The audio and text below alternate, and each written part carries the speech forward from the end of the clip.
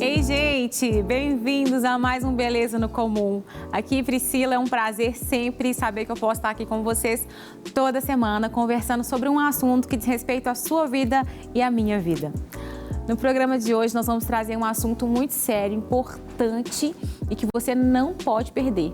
Nós vamos falar sobre racismo hoje. E esse assunto, nesse dia de Natal, ele é muito importante porque permeia o amor, permeia o diálogo e o discurso do amor. A gente só vai quebrar algo como o racismo no nosso país, no mundo e no nosso dia a dia, com as pessoas com que a gente convive, se o amor for o árbitro do nosso coração. Então fica comigo até o final do programa, vai ser legal.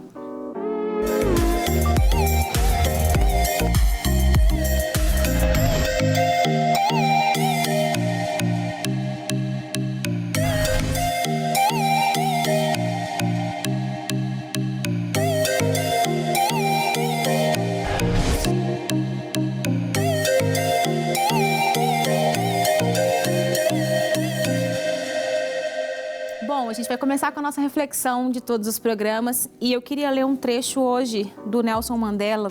Ele fala o seguinte: ninguém nasce odiando outra pessoa pela cor de sua pele, por sua origem ou ainda por sua religião. Para odiar, as pessoas precisam aprender. E se podem aprender a odiar, elas podem ser ensinadas a amar. Forte, né, gente? A gente aprende aqui, na leitura desse texto, a gente entende que qualquer tipo de preconceito, ele é aprendido. Seja em casa, seja numa sociedade, seja pela cultura que permeia a sociedade, enfim, qualquer tipo de preconceito, ele é aprendido. Ninguém nasce com preconceito, ninguém nasce com tendências racistas ou qualquer outro tipo de preconceito que você pode encaixar aí, tem tantos, né? Ninguém nasce assim, é aprendido. Da mesma forma que essas coisas ruins, advindas da queda da humanidade, são aprendidas, o amor de Jesus, que Ele vem trazer para nós, ele também pode ser aprendido e desenvolvido. Mas para desenvolver isso, a gente precisa ter conhecimento, a gente precisa ouvir, a gente precisa falar sobre, a gente precisa legitimar todos esses discursos, a gente precisa encarar as realidades. E não dizer que não, eu não sou, não, eu nunca vi, não está perto de mim. Está sim, está perto de mim, de você, está na nossa cultura. Então, eu quero chamar a nossa roda de conversa.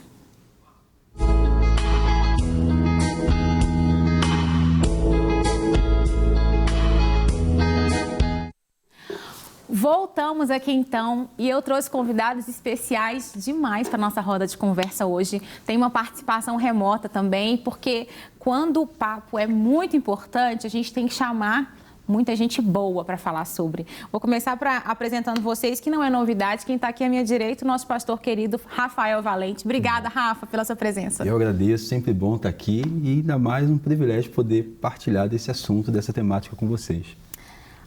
Flora, queridíssima, que faz parte do projeto Agostinhas. Flora, eu não sei falar direito, Nigunga?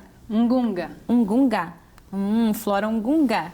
Ela faz parte do projeto Agostinhas e veio somar aqui a nossa roda de conversa. Também quem está aqui comigo é a Ana Azevedo. Ana, bem-vinda, viu?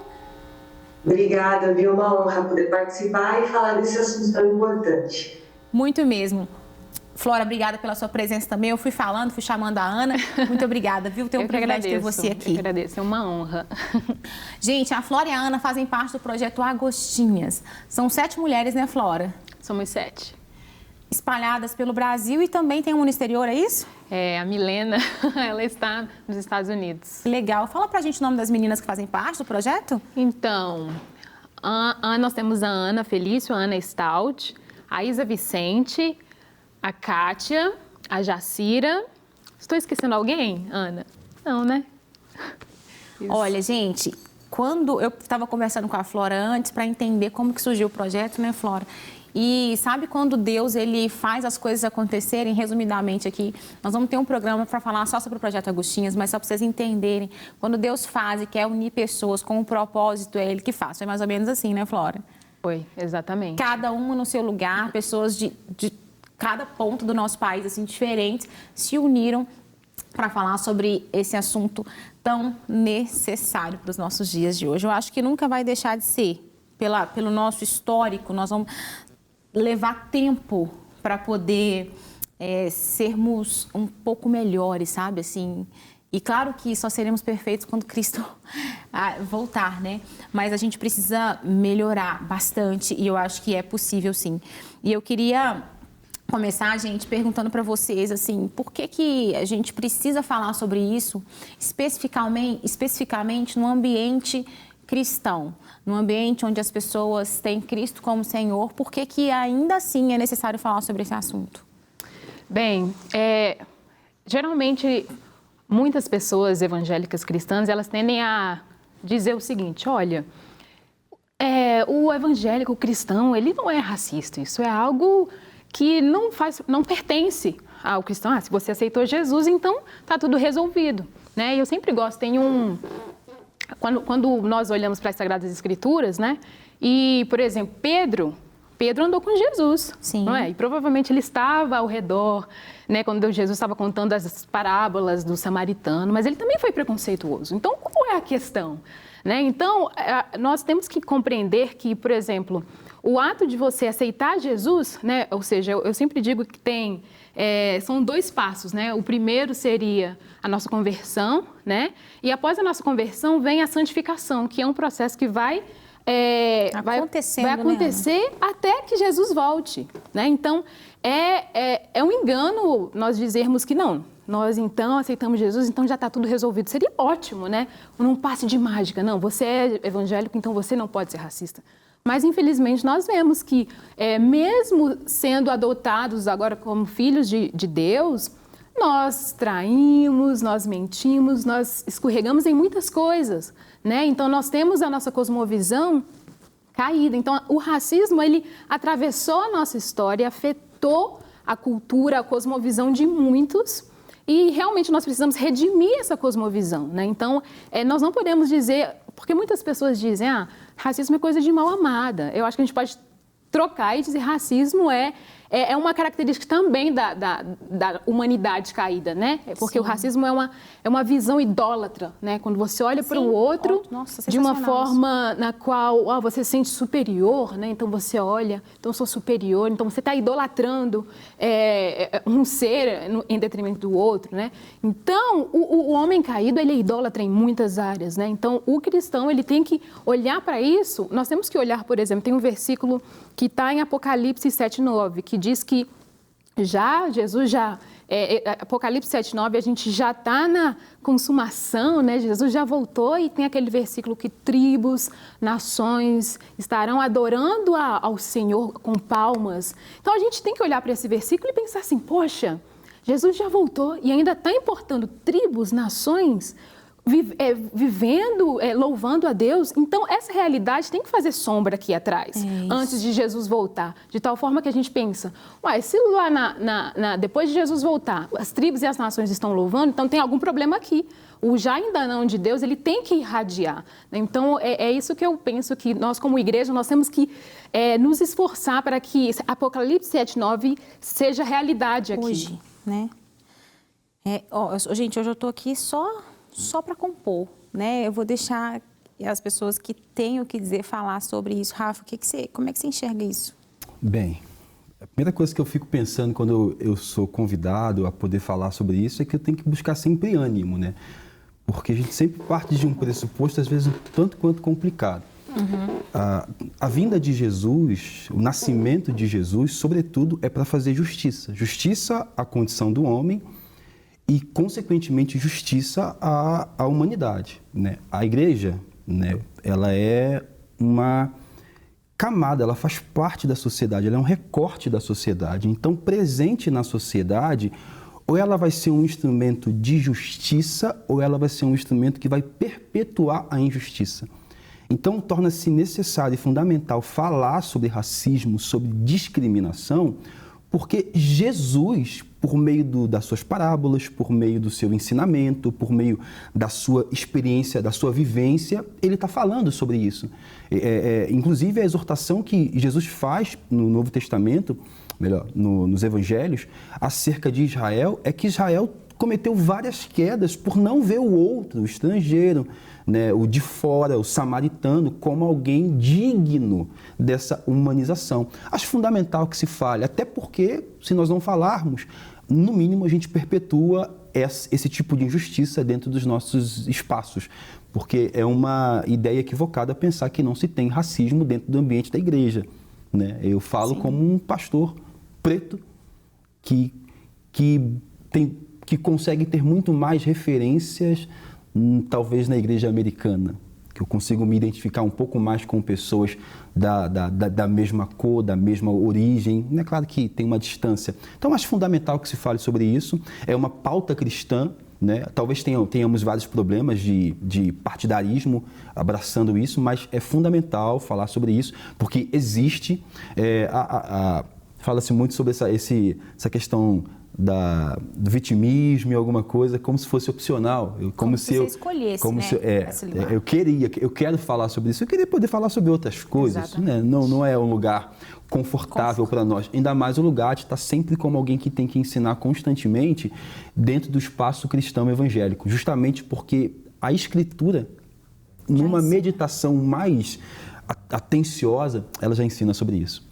Ô, Ana, essa vivência para você aqui, da contribuição que o Rafa passou, da Flora, como é que é a sua perspectiva sobre isso, assim, Ana, nas suas vivências? Bom, quando eu vejo aquilo que a gente aprende mesmo na palavra de Deus, eu olho bastante para a doutrina da criação, né? Então, se o ser humano foi feito à imagem de Deus, eu acredito que nós precisamos tornar isso um hábito espiritual na nossa vida de comunidade, de igreja. E se de alguma forma isso não está acontecendo, com alguma exclusão, com algum olhar torto, isso precisa ser corrigido, né? Porque, como eu estava falando aqui, isso começa na doutrina da criação. Então, poxa, Gênesis 1, sabe? E às vezes a gente, como o pastor Rafa falou, acaba ouvindo algumas críticas, como se algumas coisas não precisassem ser ditas porque é vitimismo, mas não. Eu acredito, né, que a palavra de Deus ela tem algo a dizer sobre tudo. E a palavra de Deus tem algo a dizer sobre o racismo e na nossa igreja, né, como que a gente realmente faz com que a doutrina da criação ela se torne algo prático na nossa vida. E eu vejo bastante isso como objetivo, sabe, assim, das nossas conversas, das nossas reflexões.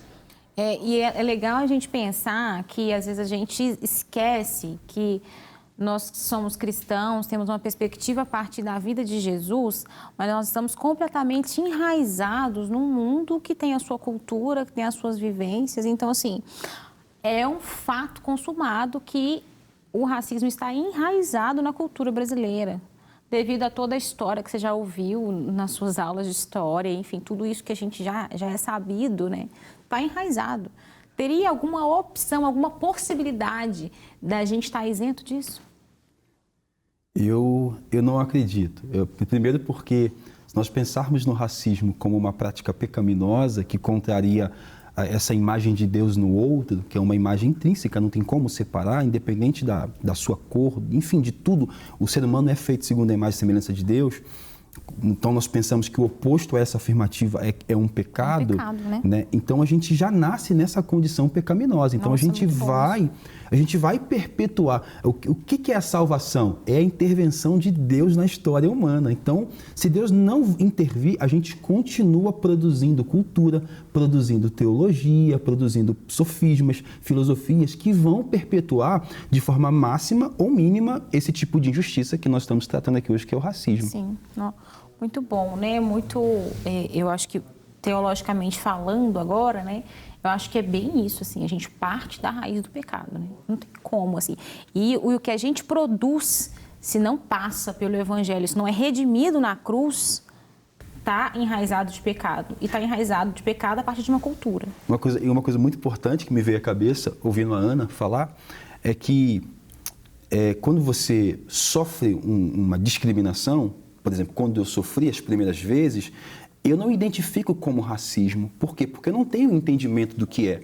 Então, quando você vai para a escola, que você começa a entender um pouco mais, ou ouvir um pouco mais, talvez ali você comece a dar nome àquele sofrimento que você passou. Então, antes da instrução da história na escola, existe uma vivência também. Então, assim, a criança tem 5 anos e ela presenciou, viveu algo que ela não sabe dar nome, não sabe, mas ela viveu. Entendeu? Então é importante nós pensarmos que assim, que o nome racismo, discriminação, preconceito, a gente aprende em algum momento da nossa caminhada, mas antes a gente aprende em algum tempo da caminhada e lá com 10 anos eu começo agora a dar nome ao que eu sofri com 4, 5. Sim, isso é verdade. Eu acredito que quando se é criança, e até temos muitos casos de pessoas que se tornarem adultos e ainda não conseguem, porque as pessoas não têm repertório para responder, né? Então, eu já ouvi muitas, de perto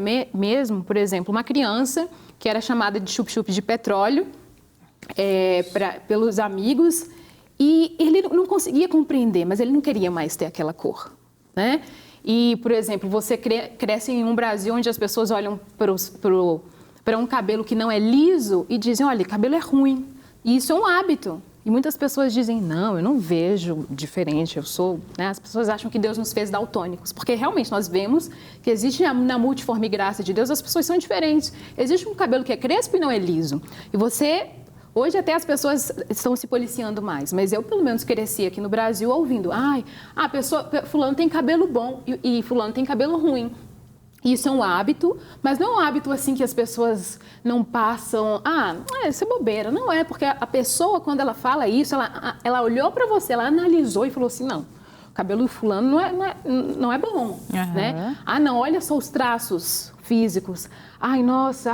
Eu tenho pé eu já ouvi muito, eu tenho pé na África, então preciso mudar essa chapoca aqui e fazer uma rinoplastia. Aí as pessoas falam assim, não, mas a pessoa falou assim, não, a pessoa pensou, ela tem uma cosmovisão que faz com que ela produza esse repertório, né? Então, as pessoas olham sim o tom de pele, as pessoas olham os traços, as pessoas olham a textura do seu cabelo e elas leem o mundo através desses 3 T's, que eu fico brincando que são os 3 T's. As pessoas olham o mundo, então você cresce, a criança vai crescendo e ela se baseia. Nossa, então eu vejo na televisão, eu vejo os meus amigos, eu vejo quem é a mais bonita da sala e ela vai construindo, vai se habituando até a se ver no espelho, porque o espelho não passa a ser, por exemplo, da criança, o espelho não passa a ser aquilo que ela vê, passa a ser aquilo que as outras pessoas veem. Falam dela, né, Flávia? Então como é que você me vê? Porque é isso que o Rafael falou, não tem como fazer esse filtro com 4, 5, 6, 7 anos de idade. Então aquilo que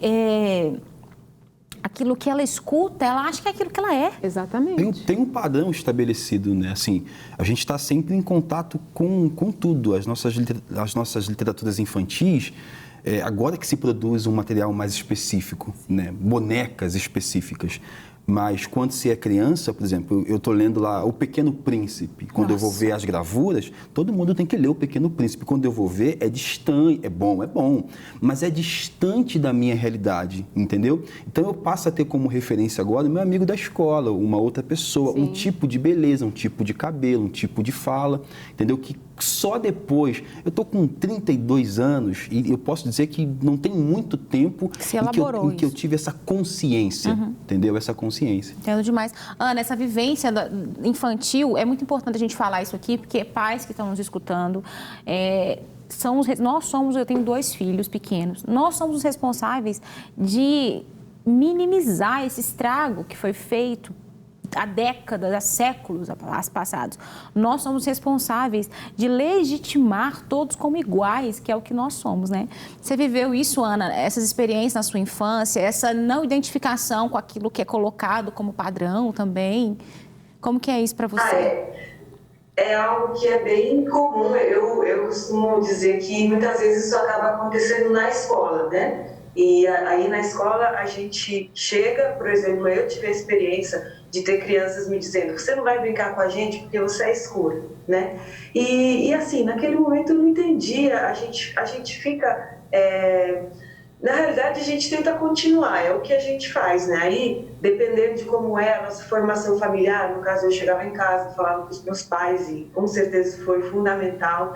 E por isso que a Flora falou bastante de cosmovisão, eu gosto também da concepção de imaginação social, que é uma concepção do sociólogo Charles Taylor, e ele fala que realmente nós somos criados dentro dessa imaginação social, esse imaginário social, e isso tem a ver, cosmovisão tem a ver com ideias e pensamentos, e esse imaginário social a gente junta isso com imagens, com uma estética. E muitas vezes a criança, ela está lá e ela nem percebe por que ela se olha no espelho e não acha... E o que acontece? Isso é tão profundo porque que a gente acaba não gostando do nosso cabelo, não gostando de uma coisa ou de outra.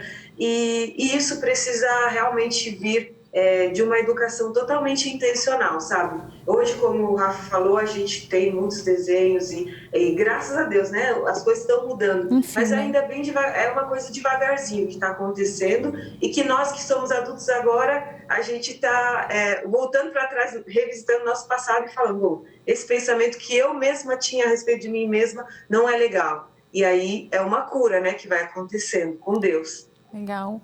Gente, e a leitura bíblica, eu estava compartilhando com a Flora antes de você chegar, Rafa, você nem estava aqui, mas que eu gosto muito e sou tão edificada pelas suas pregações, eu acho que você lê a mesma Bíblia que eu leio, às vezes de uma forma tão diferente, claro que você tem um estilo específico, né? Mas eu queria trazer aqui essa questão da leitura bíblica. Como que uma pessoa que já sofreu certas coisas consegue ler a Bíblia? Por exemplo, a carta de Filemon é um exemplo, né? Então, assim, é diferente. A leitura do Rafael, da Flora, da Ana, que já vivenciaram coisas que eu não vivenciei na minha infância, quando lê uma carta como Filemon, eles têm outras coisas a dizerem que eu jamais diria. Eu acredito, eu não consigo afirmar se a minha leitura é diferente. Talvez a nossa leitura de quem passou por qualquer tipo de injustiça seja talvez mais próxima do real. Então, quando eu leio, por exemplo, Filemon, antes disso eu leio Colossenses, eu leio Paulo recomendando que Onésimo, o servo, o escravo, seja recebido como igual, como um irmão. Então, assim, eu estou lendo o texto bíblico sempre como um anúncio que traz consigo uma denúncia. Né? A Bíblia ela é um livro que está contando, é um relato histórico que está contando sobre uma sociedade que peca. Então, eu não posso também achar que eu estou lendo um livro que Deus está se movendo no perfeito. Deus está se movendo na narrativa bíblica em meio à imperfeição. Em meio ao pecado, né? Em meio à imperfeição dos homens. E o mais chocante é que na narrativa bíblica, Deus está se movendo em meio à imperfeição do seu próprio povo, que é convidado a ser instrumento de justiça para os demais povos. A intenção de Israel não é falar assim, nós somos privilegiados, estamos aqui na nossa jactância. Não, não, não. A intenção é que a partir de vocês, Deus comece a realizar o que Apocalipse vai dizer sobre toda a gente de língua, tribo, raça e nação. Mas quando eu leio, eu tenho uma sensibilidade a esses textos. É claro que, porque quando você passou... Vou pegar um exemplo mais fácil, porque é mais nítido na Bíblia. Quando você percebe uma justiça contra a mulher na Bíblia, narrada ali, aquela mulher que derrama um vaso de perfume aos pés de Cristo, e ela é censurada, ela recebe uma censura dos homens. Quando uma mulher lê esse texto, e ela já passou por algo semelhante, o texto torna-se vivo para ela. Não é só um conteúdo histórico.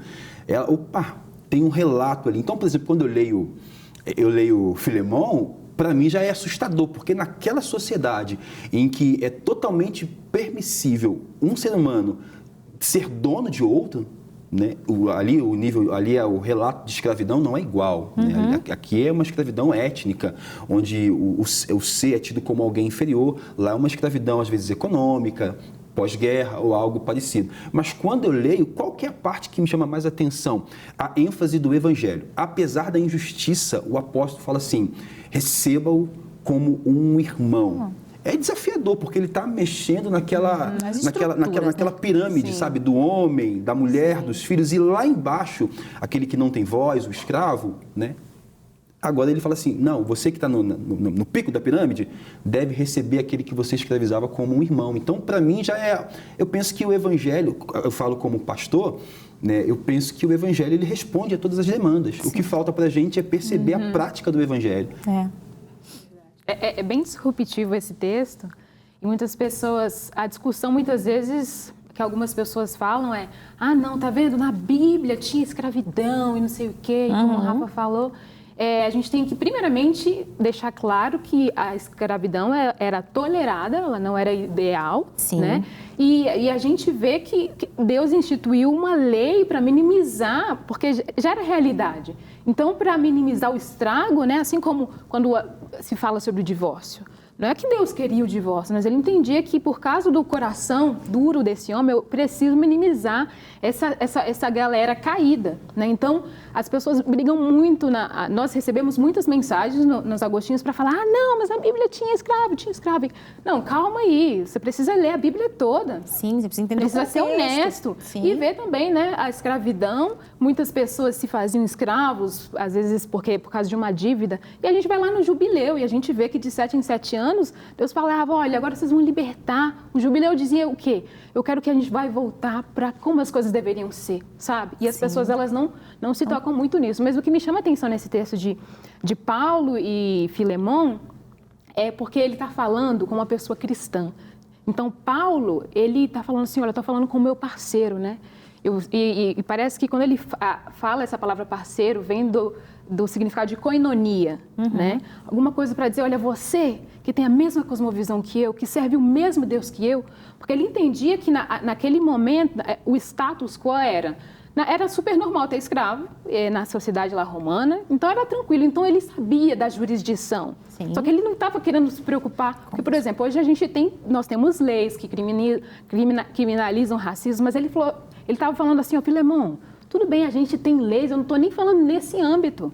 Eu estou falando com uma pessoa que crê e é família comigo nessa koinonia, crê no mesmo Deus. Eu estou falando para você, olha, recebe ele como alguém que faz parte da nossa família. Isso tem que chamar a nossa atenção, porque muitas pessoas cristãs ficam falando, não, isso não é da minha alçada. Não, é super. Você que é cristão, você tem que olhar para o próximo e ver, olha, se tem alguma coisa que faz com que ele esteja numa situação inferior à sua, você tem que se incomodar, você tem que se incomodar. Então, acho que é muito disruptivo esse texto. Eu acho que a gente tem que olhar assim com mais honestidade e com mais amor, porque você até iniciou o programa falando sobre amor. E como o amor é disruptivo. E é isso que o Paulo, ele traz. E uma coisa importante sobre esse texto é que essas comunidades, né, do Novo Testamento, as igrejas locais, né, que funcionavam nos lares, comunidades domésticas. Então, quando Filemão recebe a carta endereçada a ele está sendo convidado a ler essa carta e depois ler em comunhão com os irmãos. A gente tem no cânon bíblico essa carta exatamente porque deu certo. Como é que você sabe que Filemão, então, obedeceu Paulo recebendo Onésimo como irmão? Porque está lá no cânon bíblico. De outra forma, se me fere e eu não estou disposto a abrir mão, eu rasgo. Eu escondo, eu não leio em público. Agora, Filemão, ele é um gentio que ouve o evangelho, abre a sua casa para que Deus plante uma comunidade, uma igreja ali, e dali ele começa a ser um instrumento. Agora, foi exatamente o que foi dito por Flora, né? Já que você abriu a sua casa, eu quero te convidar agora a um processo que a gente chama de santificação, que é uma outra mentalidade, porque tu já aprendeu que alguém morreu por você. Ok, e as implicações disso? Sabe Onésimo que fugiu? Onésimo que fugiu, ele está voltando. E ele voltaria normalmente para aquela estrutura de servo, de escravo. Mas você recebeu o evangelho. Você pode recebê-lo aí, assim como o Pai, por meio do sacrifício de Cristo, te recebeu? Aí acaba, né? Aí acabou. Jesus dá uma... Acabou os argumentos. Ô, Ana, termina pra gente o programa falando um pouco, essa causa é uma causa da igreja ou não é? Nossa, com certeza é, né? A gente precisa olhar para a nossa história, e aí agora eu falo da história da igreja. Eu posso falar a história da igreja no Brasil, ou no mundo, ou no Ocidente, e ver o que aconteceu. Eu acredito que esse é um exercício ao mesmo tempo doloroso, ao mesmo tempo apologético, porque em meio a tanta dor você encontra vozes de esperança, não é? A gente estava falando aqui da palavra de Deus e como os afrodescendentes encontraram na narrativa do Êxodo, né? Que o Êxodo, ele é como Deus se apresenta. Deus se apresenta libertando um povo que era escravo real. Não era uma escravidão aqui na alma, nos sentimentos e na mente, não, era escravo no corpo. e como isso se torna como se fosse a carteira de identidade de Deus. E isso é repetido ao longo de todo o Antigo Testamento, é um tema que vem com o nascimento de Jesus, eu sou o Deus que liberta. Então, olha como isso eu trouxe aqui um contexto aqui de um breve resumo de uma história da Bíblia que ela é central para a narrativa bíblica, mas isso foi fonte de esperança para muitos dos nossos antepassados.